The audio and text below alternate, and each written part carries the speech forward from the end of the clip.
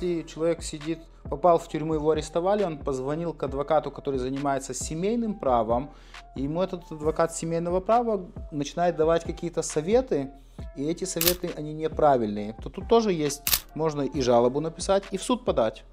Как бы это тут нет какой-то беспомощной ситуации, что адвокат может делать все, что он хочет, он наделает ошибок, а клиент беспомощный, будет бедный, несчастный. По поводу халатности, это поступил ли тот адвокат в той ситуации, в которой он был, в рамках разумного. И ответ на это, как правило, да. Адвокат всегда поступает в рамках разумного.